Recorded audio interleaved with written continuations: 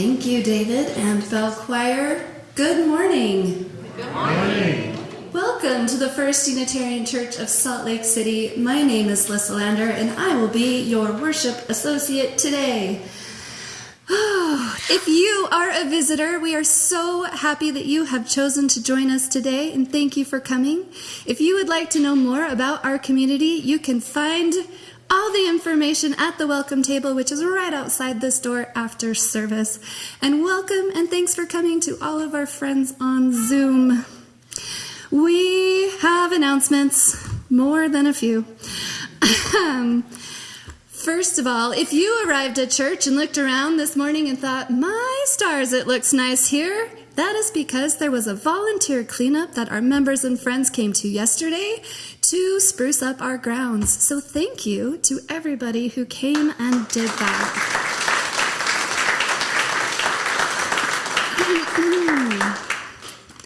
Awesome. You guys, circle suppers are back, and they're a thing. And so you can go to the welcome table. Again, it's a theme of all of these announcements. And get more information about how you can join. But they are at various people's homes, and you sign up to bring a potluck item, and then you have a good conversation and dinner and meet new people and join our community. So do that. Look into those. There are many dates coming up, so find one that works for you. A new thing, I think it's new, we have a 30 and 40 and thriving group. And I'm excited. I love the name of this because I hope I'm thriving. They are going out to brunch today, in fact, at 1 o'clock, so right after service. And if you would like to join them, if you are in fact 30 or 40 and thriving, you can go out to the welcome table. There is a QR code that will sign you up for a WhatsApp, which is this thing the children are using now to talk to each other on the internet. And I think you just text and say, hey, I want to come to brunch, and then you will receive pertinent information because I don't know where it is. We ran into some questions at 9, so there we go. On Saturday, April 20th, from 10 to 1 p.m., the Environmental Ministry will be hosting our annual swap. This is where you get the things out of your house that need to leave, and then you bring them to church, and then everyone else will do the same thing, and then you look at their stuff, and you can take it if you need it, and then they take your stuff if they need it, and it's wonderful, and a way to reuse all of that good American stuff that we have.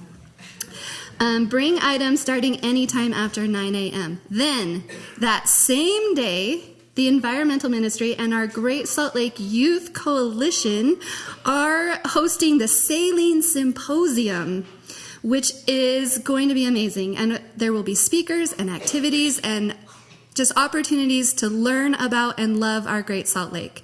So do attend. There is information this time at the Environmental Ministry table, which is out there. That will be from 1 to 4:30 on April 20th.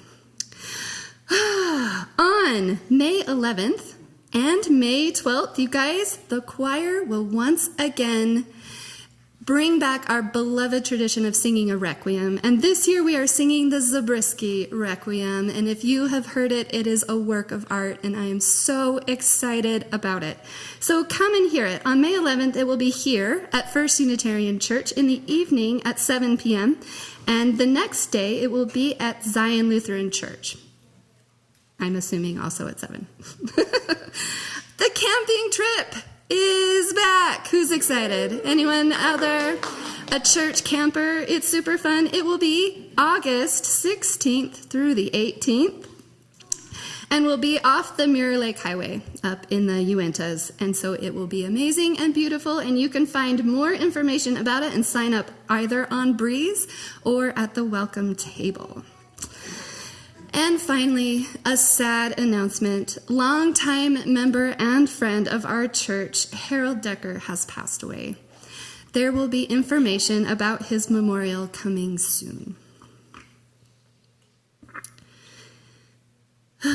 Now, I will read some words on renewal and light our chalice. We come together with our tired minds and bodies, with our confusion and questions, our uncertainties and our fears. We come together with our hopes, with our pasts and our ideas, our passion and our faith. We come together bringing all of who we are, trusting that in gathering we will be renewed and that together we can create the world we long for.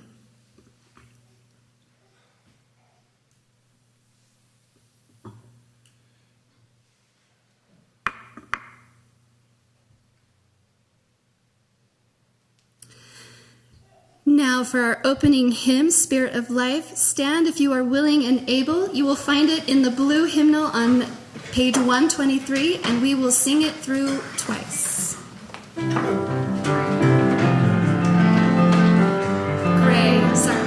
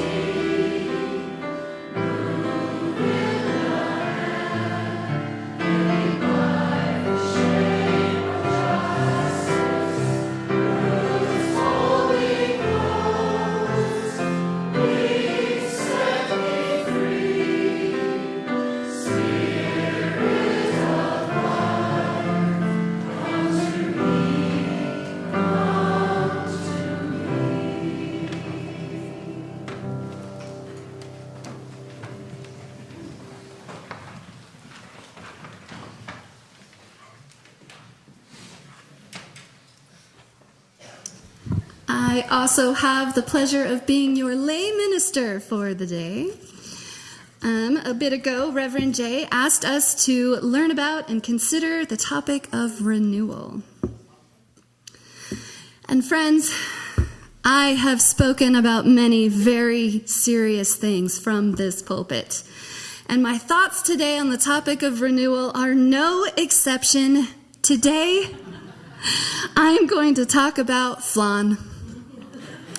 And not the delicious dessert, but rather the fun portmanteau of the words flower lawn. Yeah, anyone out there heard of a, just, all right.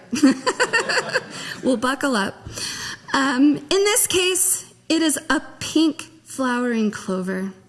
And if in the last 6 months you and I have had a conversation that lasted longer than, about 8 minutes, I have almost assuredly mentioned my clovers because they are never far from my heart. Amanda can attest, it's been a lot. I'm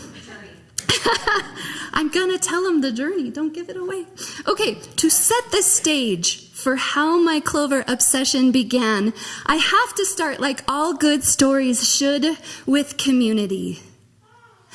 I know, I'm excited too. But before that, actually, I should explain my Alaska fantasy. Not for the actual place, because that sounds really cold, and frankly, I am no better than a fish when it comes to warming my own body to survivable temperatures. But as a small child, I watched Northern Exposure, like a lot.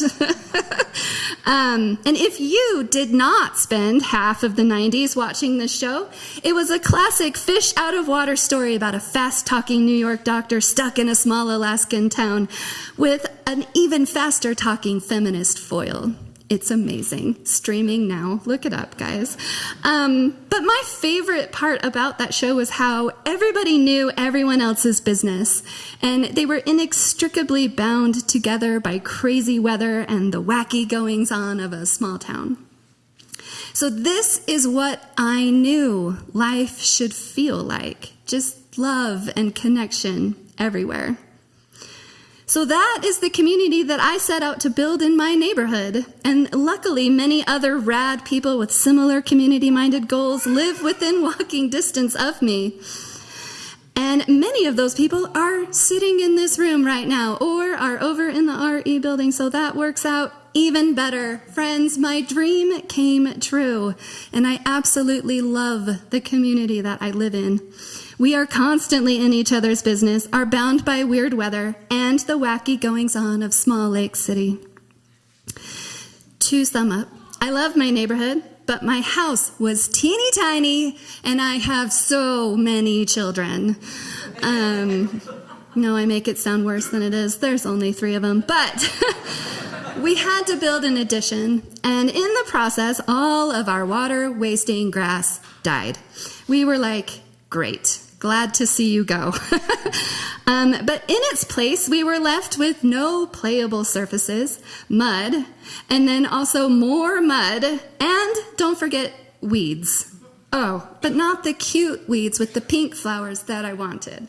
So my yard was desperately in need of renewal. And so is our city's water usage and our beloved lake. So for years, I have been researching alternative lawns. So I was ready, right? I had picked a clover lawn because once it's established, it needs hardly any water. And we should only have to mow it once if we want to. And it grows so thick and lush that the weeds are just choked out. They can't even grow. So we wouldn't have to poison the ground anymore. So to sum up, no water, no mowing, impervious to dogs and all of the things that come out of them, and almost no maintenance. And now I bet you didn't know that you were coming to Clover Church this morning, but here we are. I seized my opportunity to start anew. And of course, I thought I knew everything about everything, and I even had a bag of clover seed taking up space in my cabinet. So when midsummer rolled around, I grabbed the seeds, ripped open the top, and I marched outside and threw them into that muddy mess. And then, for no rational reason at all, I just thought they would spontaneously grow and thrive. That's not what happened. In fact, nothing happened. So we started over. This time, we cleared out the weeds that we could see. We turned the top layer of soil. We dropped another pile of cash on seeds, ripped open another bag, threw them triumphantly, and then waited. And you guys, the only thing that grew back were the same weeds that we had just pulled out of the ground. Apparently, those roots were pretty deep. Still, no renewal in sight, just cranky, pokey spurge and twisted morning glory, which nobody has ever wanted. By now, it was September. Early fall was our planting deadline to beat the frost. This time, we had to do it right. It was time to accept that thing you always hear from wise people, the sentence that perhaps you have been waiting for me to say this whole time because it doesn't require genius, it just requires work. Renewal requires work. And it was the kind of work that we had spent the whole summer avoiding. This time, we didn't just pull the weeds, We dug them out. On my hands and knees, I pulled on the morning glory's long roots and traced them deep into that soil, careful not to break it until I got every last inch out of the ground. We pulled the spurge up by its roots. We turned heaping piles of soil over and over again.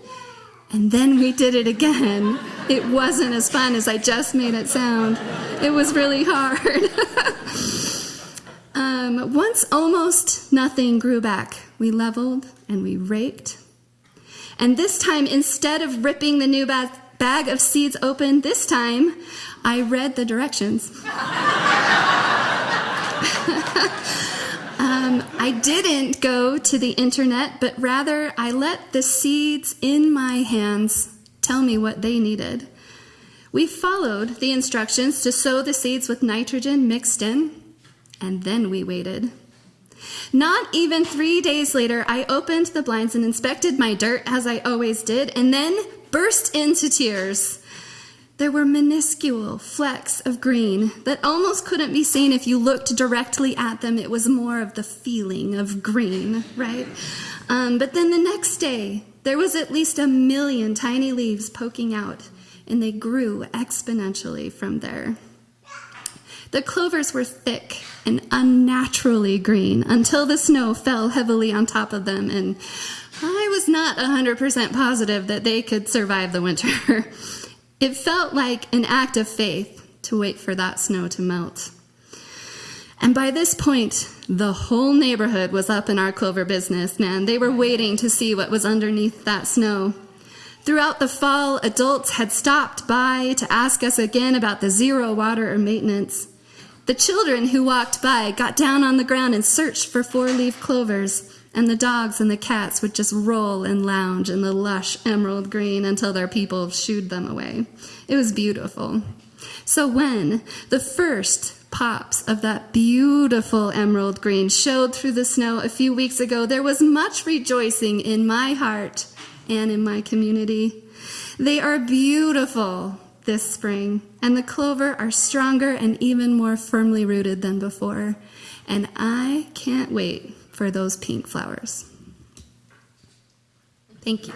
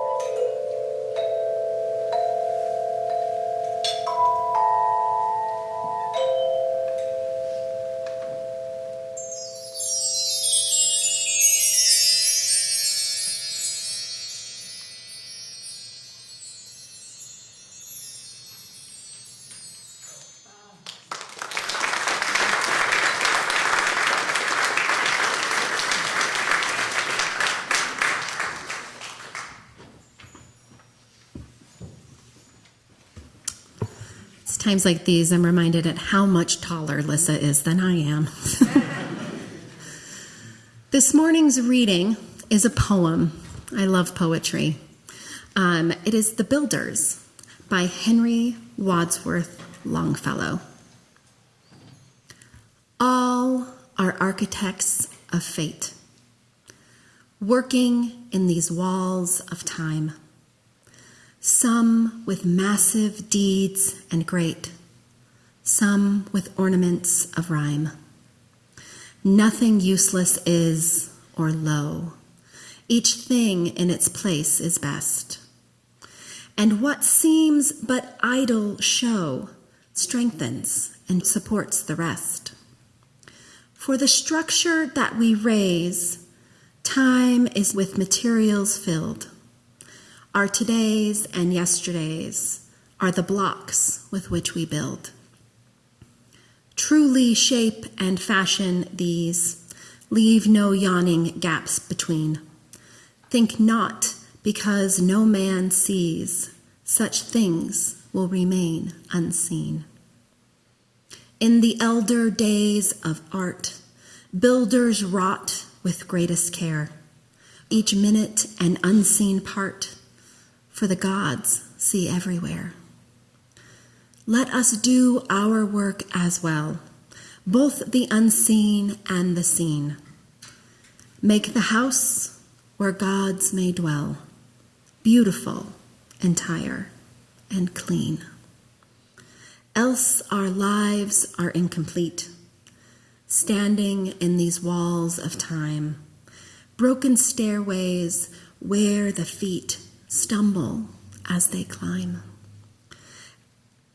Build today, then strong and sure, with a firm and ample base, and ascending and secure shall tomorrow find its place.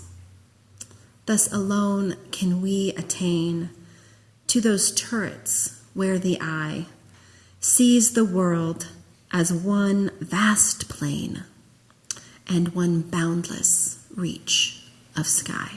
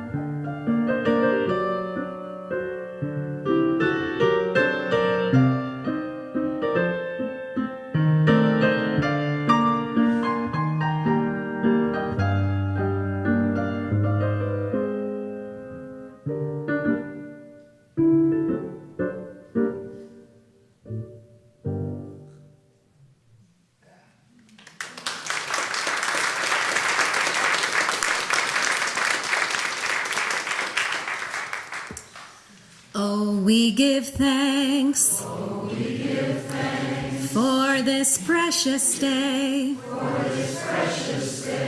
for those gathered here, and those far away, for these times we share, with love and care. Oh, we give thanks for this precious day. Friends, if you have known me for a minute and or worked on a committee, you have heard me say there are no magic fairies. The work we do here is done by us. That means when we're cleaning up the outside, we're teaching in RE, we're going to paint the ceiling. I promise that's going to happen very soon. And we generate our own funds. So all of the things that it takes to run this building, like lights and water and heat and at some point air conditioning, all cost money. And so to do that, we raise funds within ourselves. So with that, our offering is gratefully received. You can find in your pew cards to give online. And thank you all for your generous spirit.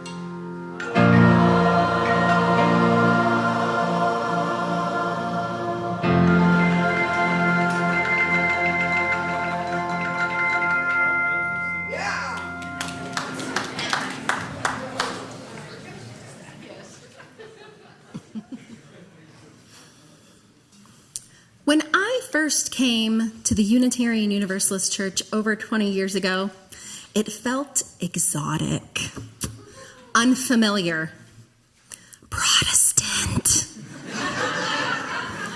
raised Catholic with a capital C in terms of rituals and worship services.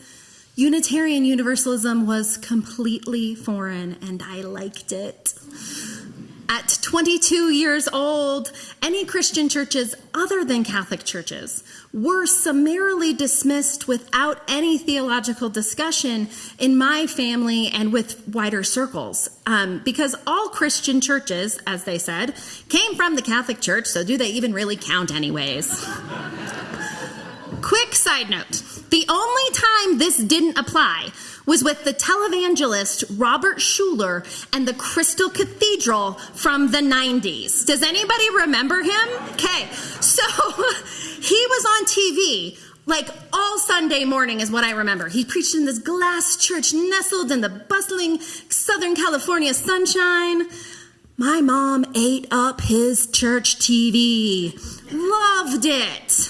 I recently actually read an article that the local Catholic diocese had purchased the building after that church went defunct and then consecrated it as a Catholic church. So in the end, I'm not actually sure what that says about her point about it not really counting, but I digress.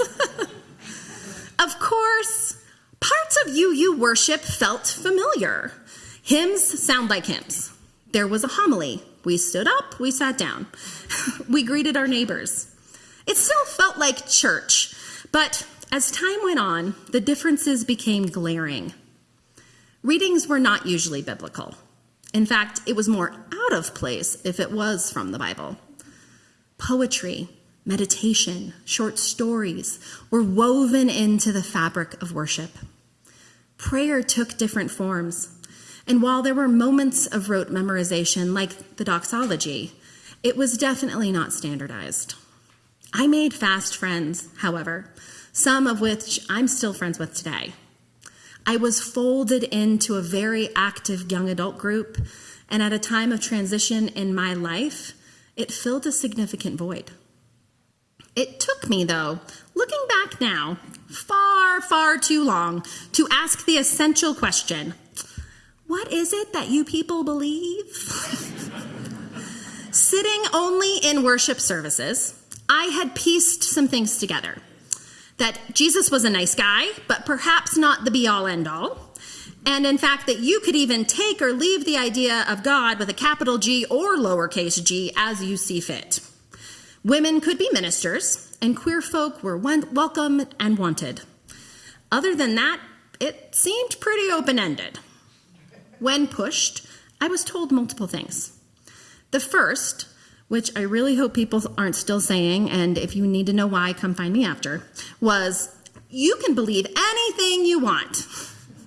Also, we believe in the 7 principles, and then they would frantically look for a bookmark with them printed on them, or take me to a poster in the RE building because they could in no way, shape, or form remember what those principles were.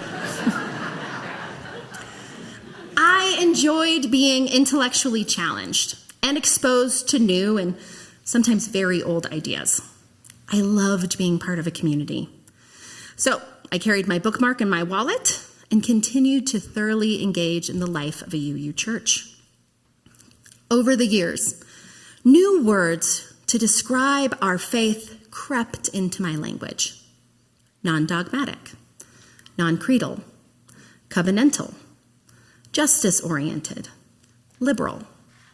I taught religious education as a volunteer and then took on the role professionally as the director of religious education after a career in public education. Now, I'm a great teacher, organizer, and administrator. While I did go to lots of school to learn that, teaching also comes naturally to me. Teaching is the easiest part. In this new role, however, I wanted to learn everything I could about Unitarian Universalism. While we have literal rooms of materials here to equip folks to teach, I kept feeling this nagging pull that I was missing something fundamental. So I did what I always do. I jumped into learning. I enrolled in classes with professional organizations and seminaries. One of my first classes was a UU history class. When I took it, I was surprised by the structure. I was going in expecting dates and significant themes, as in a history class, some might say. While the content was chronological, it actually focused on the biographies of Unitarians and Universalists. The class was fascinating, and I was excited to jump into my next class of Unitarian Universalist theology. Now, knowing we all have different backgrounds with the word theology, its definition bears a slight mention. The origin of the word theology is Greek, meaning the study of God. Today, we would define it more broadly, as the Merriam-Webster dictionary has, as the systematic study of religious faith, practice, and experience. So, I was excited to jump into UU theology, thinking this is where I was going to learn that thing that I couldn't quite explain yet, but that I kept feeling was missing. Of course, I knew that there was going to be some kind of evolution of belief. We can trace Unitarian thought all the way back to Arius the heretic at the Council of Nicaea in 54. I was flummoxed, however, once again when the class was structured at the biographies of Unitarians and Universalist thinkers. Finally, after the second or third class, I got up the nerve to finally ask why. It was with this that I was pointed to our 6 sources, which we'll go back to in a moment, and the introduction to the book, Stirring the Nation's Heart, by Polly Peterson. In it, she writes, Unitarian Universalism does not rest on the religious authority of a particular creed, a sacred text, or a specific dogma, but rather on the ideas of freedom. Freedom of thought, freedom of conscience, and on the notion that we are all connected to one another and to the larger world. Unitarian Universalists are people who question and wonder, congregations of lifelong learners who draw lessons and inspiration from a wide variety of secular and religious sources. We commit to exploring our faith in a community of fellow seekers with whom we share fundamental principles and understandings. But we also understand that we will probably not all follow exactly the same paths or reach the same conclusions. We believe that our faith calls us to work for justice, but we know that that work will take many forms. Critics may say that this approach is too broad, too vague, or too rootless to have any real meaning. The criticism would not be new. Belief. They have no belief. Railed an outraged conservative against the Massachusetts Unitarians when William Ellery Channing was allowed to speak in New York in 1820. They are a paradox. You cannot fathom them. How can you fathom a thing that has no bottom? The idea that dogma and creeds is what forms a belief structure is in part of the antithetical nature of Unitarian Universalism. We outright reject that idea, owning that our faith is messy, that the theology of our faith is messy. It is bottomless and endless, but not rootless. The roots of our faith lie in the stories and ideas of those who built this faith. We will never stop changing because our faith is made of, as Polly Peterson reminds us, of lifelong learners, committed to the idea of freedom of consciousness and thought. Unitarian Universalism is not a passive faith. We do not hand you one set of ideas that is meant to last you your entire lifespan. You are called, as Unitarian Universalists, to actively engage in faith formation for yourself and the larger community. Melissa Harris Perry writes, of CNN fame, it's always nice when we can point out a UU that's actually famous, as, today. Our faith as Unitarian Universalists is not a specific claim about a particular God. It's not found in a single book. It does not rely on the claims of our inherent specialness as individuals or as people. Our faith is messier. Our faith is a belief that we can embrace the common good through how we interact with one another by holding fast to our precepts of inclusion, participation, and non-judgmental disagreement. Our faith is a practice of intellectual humility, reminding us of our own limitations. Our faith assures us that we are not alone and that we can be part of something greater than ourselves. This, my friends, is where the 6 sources come in. Now, who's heard of the 6 sources? Okay, that's not bad. 9 a.m. has you, I'm not going to lie, but that was fair showing. So, my favorite way to introduce folks to our 6 sources is to imagine a library. UUs love libraries. We feel a lot of comfort there. So, imagine this library. Each section of the library is one of our 6 Unitarian Universalist sources where we draw inspiration from in order to live our shared values and principles. So, we have a section on earth-centered traditions, Jewish and Christian teachings, humanist teachings, the direct experience with wonder and mystery, wisdom from world religions, and finally, the words and deeds of prophetic people.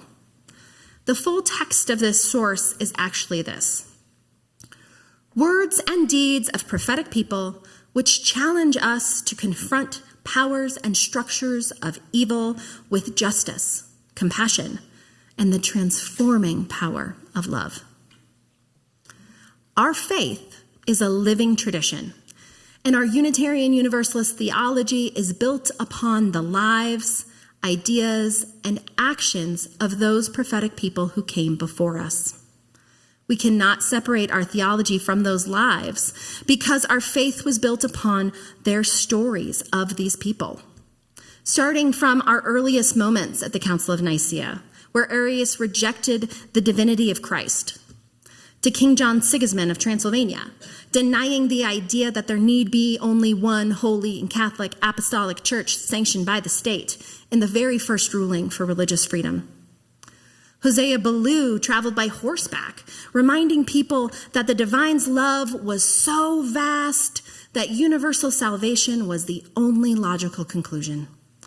To John Dietrich, reminding us that if we, the people, are all we have in this world, then we must take care of our planet and one another to live our life to the fullest.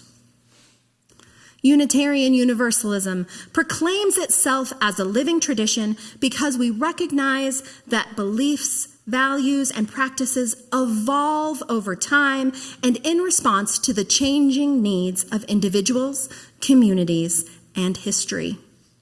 Unlike other religions that adhere strictly to ancient texts, Unitarian Universalism embraces the idea that truth is continually revealed through human experience and inquiry.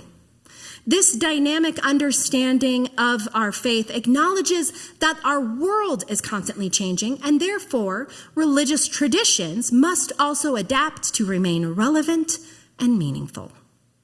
Unitarian Universalism invites people to engage in this ongoing exploration of spirituality and ethics.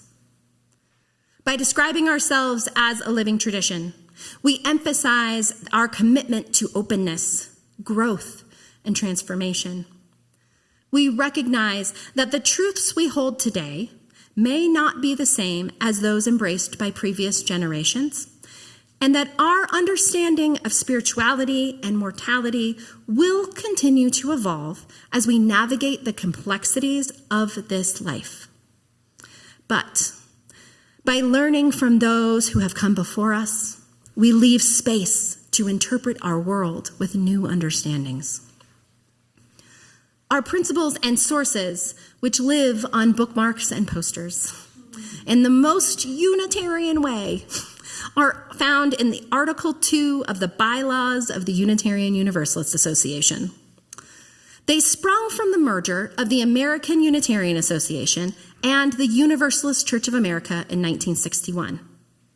While always closely aligned, until the merger, they were two distinct faiths. Of the two faiths, one of the first people to proclaim themselves a Unitarian Universalist, Thomas Starr King, said in the 1800s, "The Universalists think God is too good to damn them forever, and the Unitarians think they are too good to be damned forever." The merger of the traditions required a new level of articulation that neither faith had previously. Thus, the principles and sources were born. They were an attempt to articulate the effervescent values and beliefs of our faith and our individual communities. Our world and the living tradition of our faith have changed since 1961. Through the 1980s, religious humanism reigned in UU communities since the merger. Intellectual discussions trumped spiritual exploration and the tending of souls. Since then, we have developed a different understanding about personal spiritual development within the culture. Developing a personal spiritual practice is no longer considered indulgent or unnecessary within American society at large and within our faith communities. Criticism among UU thinkers about the principles has been slowly building over the years. There have been several amendments and changes to our Article 2 bylaws since 1961. The most radical change was in 1985, when most of the language was completely changed by the urging and persistence of the Unitarian Universalist Women's Alliance. The language became closer to gender neutral. The seventh principle was added, and in some congregations, like our own, have adopted an eighth principle. With each piecemeal change, however, there's been a consistent chorus of folks saying, "Not quite enough." This came to a head in 2017 and 2021 and has now led to over 3 years of study, workshops, listening sessions, meetings, and formal voting from delegate members of our denomination on language proposals to change Article 2. Now, I'm not actually going to go into the proposed changes this morning, but I am encouraging each of you to do the research on our Article 2 proposal and to formulate your own thoughts about it. Instead, I want to talk about the idea of the proposal.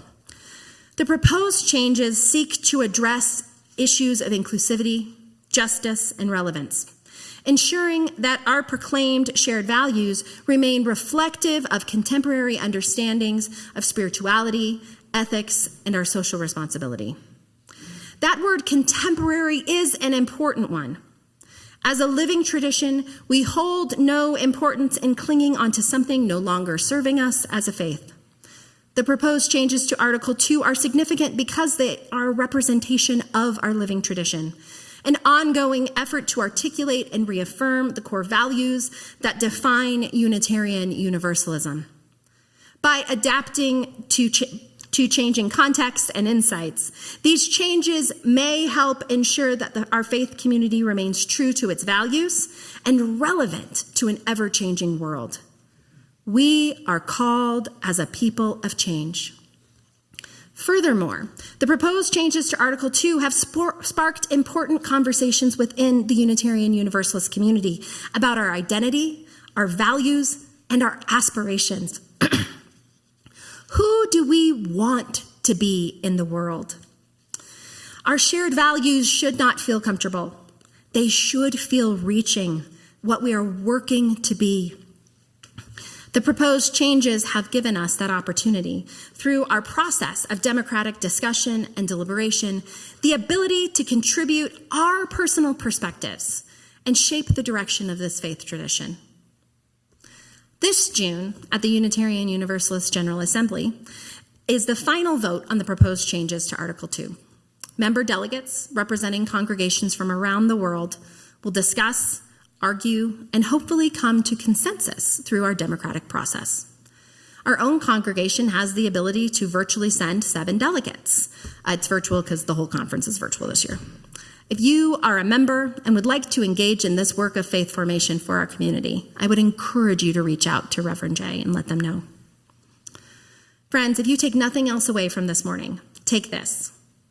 We are the prophetic people called to create this faith. We create our faith daily in our actions, in the values we teach our children, and what we proclaim to the world. Our lives are the faith that our Unitarian Universalist theology will teach in the future. May our living tradition evolve the hearts and minds of those we will never meet. May it be so.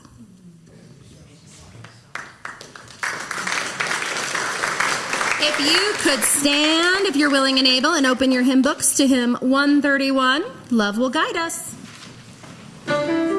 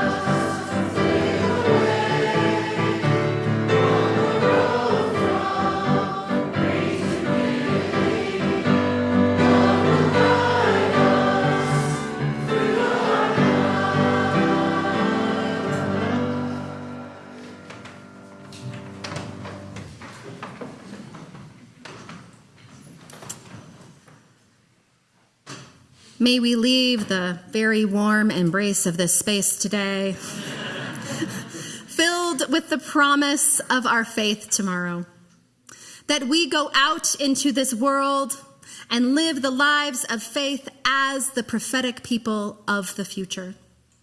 May the stories of our lives and our ideas build, as Henry Wadsworth Longfellow said, the turrets, where the eyes see the world as one vast plain and one boundless reach of the sky. May it be so. Blessed be. Amen.